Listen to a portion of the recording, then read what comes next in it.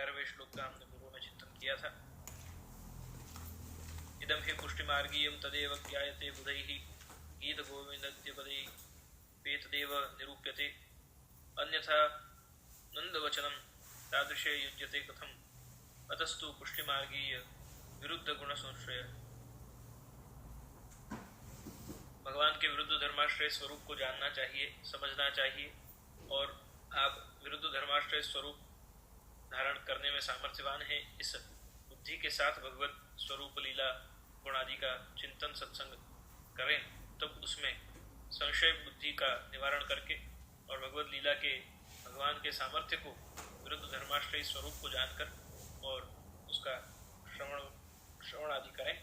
इस विषय को लेकर पूर्व में आपने श्री हरिरायचरण ने आज्ञा की है। बाल कुमार आदि लीलाओं का वर्णन किया है।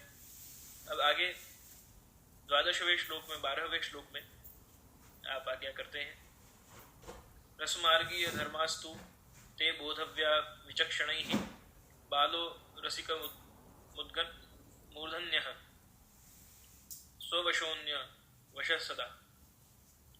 बुद्धिमान पुरुषों को रसमार्गीय धर्म समझने के लिए समझने के योग्य हैं अथवा समझने चाहिए। बाल स्वरूप होते हुए भी रसिकों के शिरोमणि हैं। आप स्वतंत्र हैं तो भी सदा भक्तों के वश में हैं। रस मार्ग की रीत मर्यादा मार्ग से भिन्न है, पुष्टि मार्ग से भिन्न नहीं है।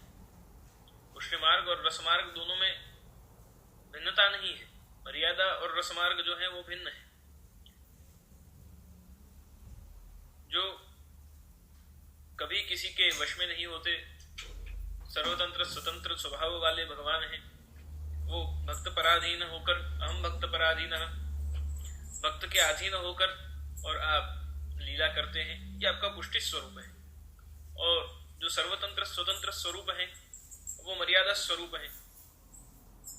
जो योगियों के ध्यान में भी क्षण मात्र को पधारते हैं, वो सहज चेष्टा सहज प्रीत द्वारा आप करते हुए और उसका अनुभव भक्तों को कराते हैं, रसिकों को कराते हैं। कारण कि पुष्टि मार्ग की रीत विलक्षण है। उस विलक्षण को समझाते हैं। श्री राम मर्यादा पुरुषोत्तम कहे जाते हैं, क्योंकि मर्यादा में एक पत्नी व्रत होना पड़ता है। अतः मर्यादा धर्म पालनार्थ श्री राम प्रभु ने एक पत्नी व्रत पालन किया है। पुष्टि, अनुग्रह, कृपा, ये अनेकविध नामों से हमारे मार्ग को जाना जाता है। और इस मार्ग में यों नहीं है। जो भी जीव कृपा पात्र हो वह परकिया रूप में भी हो तो भी उसका मनोरथ श्री ठाकुर जी पूर्ण करते हैं। दंडकारण्य वन में जब भगवान श्री राम वनवास के समय पधारे तो उस समय वहां तपस्या करते हुए ऋषि मुनि जिनको योग समाधि में जिनका स्मरण करते हैं, जिनके स्वरूप का चिंतन करते हैं, ध्यान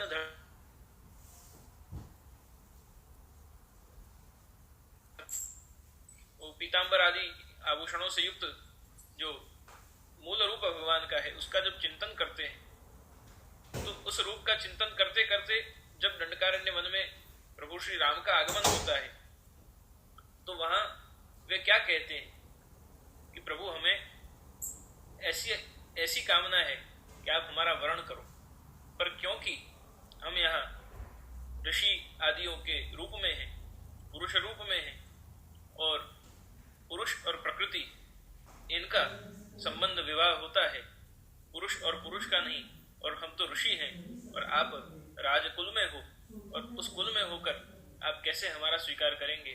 हमारे तो तब का यही एक भाव है कि आप हमें अपना बनाओ, अपना स्वकीय करो, यानी खुद का समझो। भीष्म पितामह ने भी जब प्रार्थना की है भगवान को शरशैया पर लेटे हुए, तब भीष्म पितामह भी यही कह रहे हैं। अंत में भगवान से विश्व स्तुति में भगवान को यही वाक्य कहते हुए वो विनती करते हैं कि और सब कुछ ठीक, आपके सभी रूपों को मैंने देख लिया, पर प्रभु अंत समय में बस यही कामना है कि पुनः जब जन्म मिले या पुनः देह मिले तो अब आपके उस व्रज में जो आप गायों के बीच ग्वाल बालों के साथ गोपीजनों के साथ आप ब्रज में नंद यशोदा जी के घर में नंदालय में जो अनेक विध लीलाएं करते हैं, वो ब्रजेश्वर प्रभु के दर्शन मुझे करने की अभिलाषा है। तो मुझे भी अगर पुनः जन्म मिले तो मुझे भी ब्रज की गोपी बनाकर ही जन्म देना। तो यहाँ कहने का तात्पर्य यह है कि भगवान श्री रामचंद्र तो एक पत्नी व्रत हैं, मर्यादा का पालन करते हैं, और पुष्टि का तात्पर्य ही यह है कि वो सर्वत्र स्वतंत्र है। भगवान भक्त के अधीन होकर वो अपनी स्वयं की बनाई हुई मर्यादा का भी उल्लंघन कर जाएं, क्योंकि मेरा भक्त चाहता है, क्योंकि मेरे भक्त का यह मनोरथ है, क्योंकि मेरा भक्त मुझे इतना प्रेम करता है कि उसके वश होकर मैं अपनी मर्यादाओं को भी लांघ जाता हूं। तो ये पुष्टि स्वरूप भगवान का है। और यहाँ दान लीला में बहुत सुंदर गोपीजन ठाकुर जी को शिक्षा दे रहे हैं। आप चाल सो चालिए यही बड़न की रीत, ऐसी कबहू न कीजिए कि हंसे लोग विपरीत। आप चाल सो चालिए, श्री गोपीजन ठाकुर जी को मर्यादा सिखा रहे हैं कि जैसे नंद बाबा, नंद उपनंद सुनंद आदि घर के बड़े सब जैसे चलते हैं, सब जैसे निर्णय लेते हैं, सब जैसे कार्य करते हैं, ऐसे ही करना चाहिए। यही बड़न की रीत। महाजनायेन गतस्य पंथाः, जैसे समाज के, घर के, कुल के बड़े लोग, गुरुजन जिस प्रकार से आचरण करते हो, जिस प्रकार से जीवन जीते हो, उनका अनुसरण, उनका अनुकरण करना चाहिए, उनकी पद चिन्हों पर चलना चाहिए। ऐसी कबहू न कीजिए कि हंसे लोग विपरीत। जब उससे कुछ विपरीत बात होती है तब जाकर लोगों के हंसी के पात्र हम बन जाते हैं। तो कुल परंपरा, राज्य परंपरा, हमारी भक्ति परंपरा आदि अनेक विध परंपराओं के साथ एक व्यक्ति जुड़ा हुआ होता है। भगवान श्री राम आप उन मर्यादाओं को, समाज की मर्यादाओं को, कुल की मर्यादाओं को, राज्य मर्यादाओं को, धर्म मर्यादाओं को, आत्म मर्यादाओं को, सभी का पालन करते हुए, और वे मर्यादा पुरुषोत्तम के रूप में विराजते हैं। वे मर्यादाओं का पालन करते हैं, कभी उनका उल्लंघन नहीं करते। लक्ष्मण रेखा अगर श्री रामचंद्र जी के आगे बनी हुई होती तो वे मर्यादा पुरुषोत्तम है, कभी उसका उल्लंघन नहीं करते। यहाँ पुष्टि पुरुषोत्तम का जब स्वभाव बताया जा रहा है तो उसमें अनुग्रहो पुष्टि मार्गे, यहाँ केवल और केवल भगवत अनुग्रह ही मुख्य विषय है। तो जब भी दंडकारण्य वन के ऋषियों ने कहा कि हमें भी स्वकीय बनना है प्रभु, हमें भी आपके चरणों की दासी बनना है, तब भगवान ने कहा कि अभी नहीं, कृष्णावतार आएगा उस समय। तो इस प्रकार कृपा तो पुष्टि रूप से की है। तो जो भी उसका मनोरथ हो जीव का, वो श्री ठाकुर जी पूर्ण करते हैं, अर्थात उनसे रमण करते हैं। मन बुद्धि चित्त अहंकार उनके अंतःकरण में, एकादश इंद्रियों में, उनके आत्मा में, आत्मरमण जिसको कहते हैं, वो भगवान तब जो परमहंस अवस्था में प्राप्य होता है योग मार्ग में, उसको आप सहज स्नेह प्रीत द्वारा ही परिपूर्ण कराते हैं। यही ही मर्यादा तथा पुष्टि में भेद है। रसशास्त्र की मर्यादा विलक्षण है। इससे रसशास्त्र में जहां रस स्वरूप का वर्णन हुआ है, वहां मर्यादा धर्म से विरुद्ध देखने में आता है। मर्यादा मार्ग यदि परकिया से केवल मन से भी रमण का विचार किया जाए तो दोष है। पुष्टि मार्ग में प्रभु सर्व प्रकार के धर्मों को स्थापित करते हैं, तो भी भावात्मक रूप से, स्वरूप से अनुग्रह कर शुद्ध पुष्टि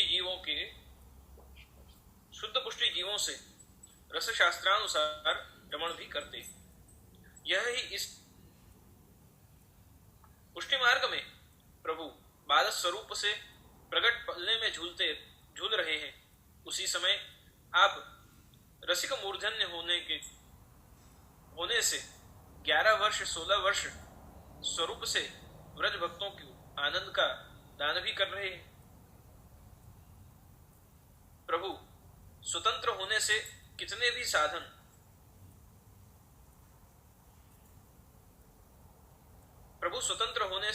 साधन किए जाएं, तो भी वश में नहीं आते हैं। कोई साधना के द्वारा, कोई साधनों के द्वारा, कोई विविध प्रकार के उपचारों के द्वारा प्रभु को वश में करने का प्रयास करते हैं। किसी ने किसी शक्ति को वश में कर रखा है और उसके प्रयोग से कोई कुछ कार्य करता है, कोई किसी प्रकार की शक्ति को वश में करता है, उससे वो कार्य करता है। भगवान कभी भी बंधते नहीं है। उनका स्वभाव है कि वो जो उनको बांधना चाहता है उससे वो बंधते नहीं है। वो स्वयं जब इच्छा करें कि मुझे बंध जाना है तो ही वो हमारे वश हो सकते हैं। वो कहें कि तूने मुझे इतना प्रेम दिया, अब मैं तेरे वश हूं, तो वो जो परिस्थिति है वो केवल भक्ति में, स्नेह में ही संभव है, प्रेम लक्षणा भक्ति में ही संभव है। अन्य साधनों द्वारा तो जो भी जीव उनको अपने वश में बांधने का प्रयास करता है, प्रभु कभी भी बंधते नहीं है।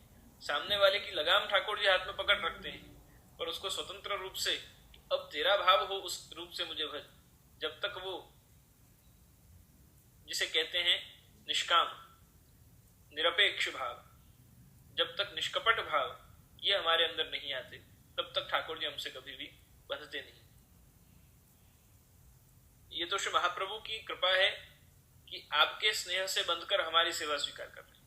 हमारा तो कहाँ ऐसा सामर्थ्य कि भगवान को हम अपने वश करके बांध लें और अपने अनुसार उनको चलावें, अपने अनुसार उनकी सब सेवा करें। ये तो श्री महाप्रभु की महत कृपा है कि आपने अपनी कानी से, अपनी पुष्टि युक्त मर्यादा से श्री ठाकुर जी को हमारे माथे पधरा दिया और हमारे अनुसार ठाकुर जी को हम सेवा कर सकें। ऐसी पात्रता श्री महाप्रभु ने हमको दी, तो ये आपकी महत कृपा हम पे है, अहेतु की कृपा हम पे।